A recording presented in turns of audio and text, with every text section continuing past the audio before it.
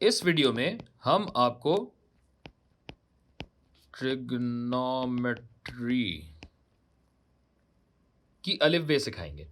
ट्रिग से मुराद मुसल्लस यानी ट्राइंगल है। मेट्री से मुराद पैमाइश या मेजरमेंट है।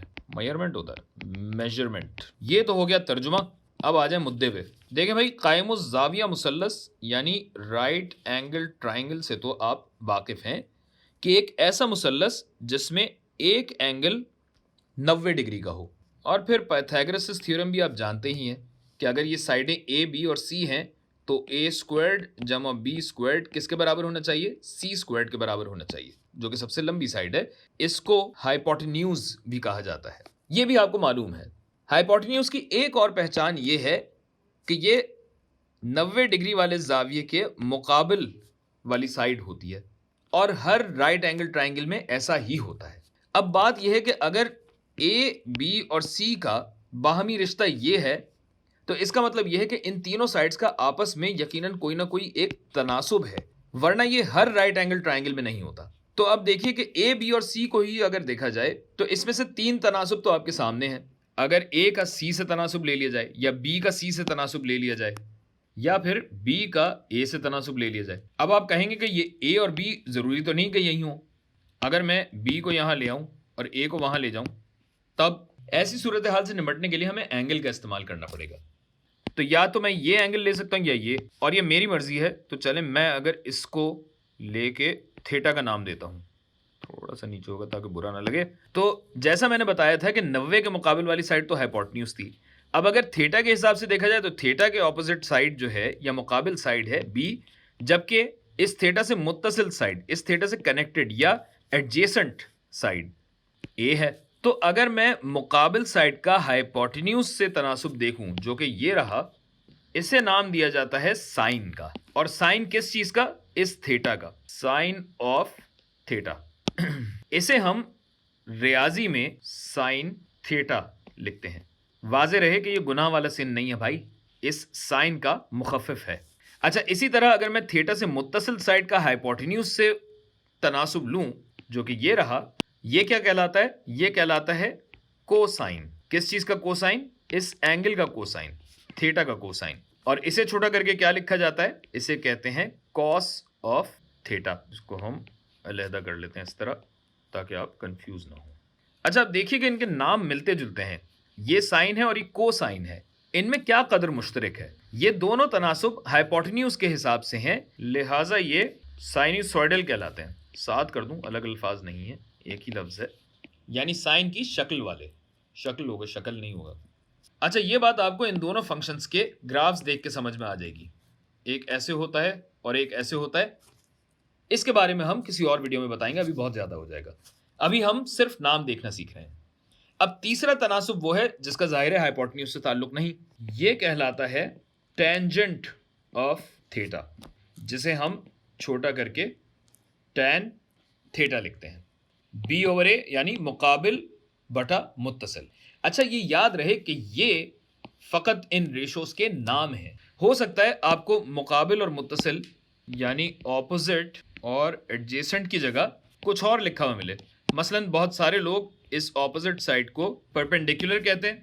ये मैं थोड़ा सा आगे कर देता हूं, जगह भी हो जाए। और इस एडजेसेंट साइड को अक्सर लोग बेस का नाम देते हैं। तो परेशान मत हो जाइएगा, बस एंगल का ख्याल रहे और साइन, कॉस और टैन देखिए। बाकी साइड्स के नाम से इतना परेशान ना हो।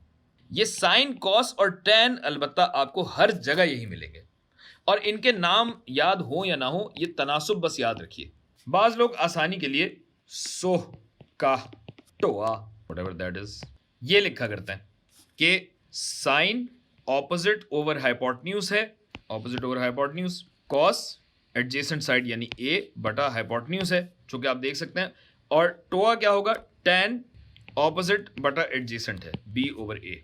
जाती तौर पे मुझे ये थोड़ा सा बचकाना और बिला ज़रूरत लगता है, लेकिन अगर आपके लिए ये आसानी पैदा करता है तो ये तरीका ज़रूर अपना लें। चाहे तो अपने लिए कुछ अलग सा बना लें। हमारा मकसद सीखना है, जैसे भी सीखा जाए। तो अब मिसाल के तौर पे सबसे बुनियादी और आसान ट्राइंगल लेते हैं जिसमें साइड्स का तनासुब क्या होता है? 3, 4 और 5 कमरों के लग्जरी अपार्टमेंट एयरपोर्ट से सिर्फ 10 मीटर की दूरी पे, मिनट होता है मीटर नहीं, खैर बहरहाल, लेकिन ये मैं सिर्फ टाइम ज़ाया कर रहा था आपका। अब ज़रा मुद्दे पे आ जाते हैं। तो अब अगर मैं बात करूं कि ये मेरा एंगल, तो एंगल यही लेते हैं थीटा। थीटा अक्सर लोग थीटा कहते हैं। अच्छा, तो यहां साइन क्या हो जाएगा? साइन मैंने आपको बताया मुकाबिल, ऑपोजिट अपॉन हाइपोटेन्यूज, 3/5। और देखें यहां मैंने अधूरी बात लिखी है, सिर्फ साइन नहीं होता, साइन हमेशा एंगल का होता है, और ये एंगल थीटा है यहां पे। इसी तरह अगर कोसाइन की बात करें तो क्या था? तो कॉस क्या होता है? मुत्तसिल बटा हाइपोटेन्यूज। मुत्तसिल 4 है, हाइपोटेन्यूज 5 है, 4/5। अजीब सा हो गया, 4/5। और यहां भी वही बात है कि कॉस आपका है थीटा का। थोड़ा सा ऊपर कर देते हैं, इसको अलग, इसको अलग। और अब आ जाइए तीसरे तनासुब, तीसरे रेशो पे। टैन क्या होता है? ऑपोजिट बटा एडजेसेंट, मुकाबिल बटा मुत्तसिल, जो कि हुआ 3/4। किस चीज का टैन है? थीटा का टैन है। अच्छा, अब अगर मैं ये एंगल बदल के ये वाला लूं और इसको मैं पुकारूं अल्फा, अब क्या होगा? वीडियो रोक कर जरा जवाब देने की कोशिश कीजिए और उसके बाद फिर तस्दीक के लिए वीडियो चला लीजिए। तो वही बात है जो मैंने पहले कही थी, आप एंगल के हिसाब से रेशो देखें। अब ये साइडें तो सीधा सीधा बदल जाएंगी। क्यों? क्योंकि कॉस क्या होता है? कॉस होता है मुत्तसिल बटा हाइपोटेन्यूज। अब मुत्तसिल साइड है बी और ये गलत रंग में है, ठीक है। साइन क्या हो जाता है? मुकाबिल बटा हाइपोटेन्यूज। मुकाबिल अब बी नहीं है, मुकाबिल अब है ए। और इसी तरह टैन की जब हम बात करते हैं तो टैन होता है ऑपोजिट अपॉन एडजेसेंट, मुकाबिल बटा मुत्तसिल। अब ये क्या हो जाएगा? ये हो जाएगा ए बटा बी। और ये सब के सब अब थीटा के नहीं है, पार्टी बदल ली है इन्होंने, cos of alpha, sine of alpha and tan of alpha. और अपने रिवायती अंदाज में लंबी करते हुए सैयद मोहम्मद कुमैल, एल्फा हो जाएगा। तो एल्फा मैंने बताया था कि भाई सबसे पहले आप ये एंगल बदल दीजिए।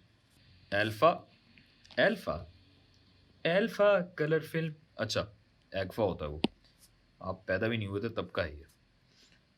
तो ये 4 नहीं होगा, ये 3 नहीं होगा, और ये, तो अब क्या होगा? ये 4 वहां चला जाएगा, 3 यहां आ जाएगा, रंग बदलेगा, रंग बदलेगा, पार्टी बदलेगा।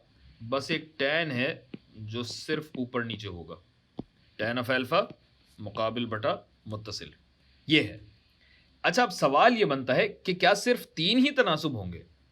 इसका उलट भी तो हो सकता है भाई, तब क्या होगा?